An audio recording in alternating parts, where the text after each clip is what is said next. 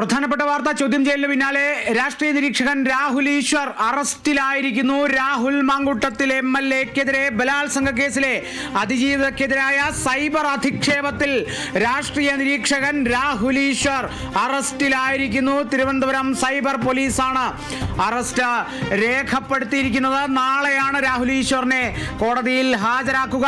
ഒപ്പം ഒരു ജാമ്യമില്ലാ വകുപ്പ് കൂടി ചുമത്തിയിട്ടുണ്ട്. നേരത്തെ ജാമ്യം ലഭിച്ചേക്കാവുന്ന വകുപ്പുകളാണ്, കുറ്റങ്ങളാണ് ചുമത്തിയിരുന്നത്. ഇപ്പോൾ അതിജീവിതക്കെതിരായ സൈബർ അധിക്ഷേപത്തിൽ രാഹുൽ ഈശ്വർ രാഷ്ട്രീയ നിരീക്ഷകൻ അറസ്റ്റിലായിരിക്കുന്നു. ജാമ്യമില്ലാ വകുപ്പ് പ്രകാരം ജാമ്യമില്ലാ വകുപ്പ് കൂടി ചുമത്തിയിട്ടുണ്ട്. നേരത്തെ ജാമ്യം ലഭിച്ചേക്കാവുന്ന വകുപ്പുകളാണ് ചുമത്തിയിരുന്നത്. നാളെ രാവിലെയാണ് രാഹുൽ ഈശ്വറിനെ കോടതിയിൽ ഹാജരാക്കുക. തുടർന്നുള്ള നീക്കങ്ങൾ രാഹുലിന്റെ അഭിഭാഷകരും എത്തരത്തിലായിരിക്കും മുന്നോട്ട് നീക്കുക എന്നുള്ളത് കണ്ടറിയേണ്ടിയിരിക്കുന്നു. രാഹുൽ ഈശ്വർ രാഷ്ട്രീയ നിരീക്ഷകൻ പ്രതിരോധത്തിലായിരിക്കുന്നു.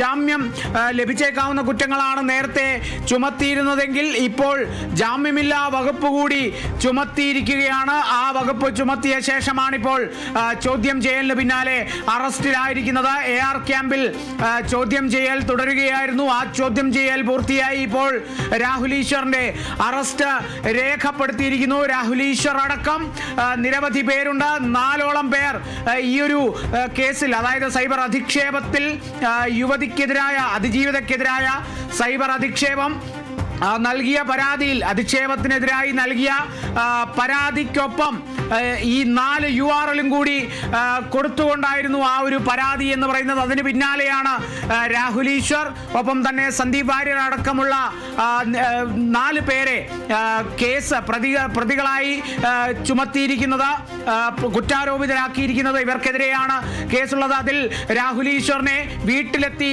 പോലീസ് സംഘം കൂട്ടിക്കൊണ്ടുപോയി AR ക്യാമ്പിലേക്കാണ് കൊണ്ടുപോയത്. അവിടെ നിന്ന് ചോദ്യം ചെയ്യൽ നടന്നു. ചോദ്യം ചെയ്യലിന് പിന്നാലെ ഇപ്പോൾ രാഹുൽ ഈശ്വറിനെതിരെ ജാമ്യമില്ലാ വകുപ്പ് ചുമത്തി അറസ്റ്റിലായിരിക്കുന്നു രാഹുൽ ഈശ്വർ എന്നുള്ളതും കൂടിയാണ്. നാളെ രാവിലെയാണ് കോടതിയിൽ ഹാജരാക്കുക.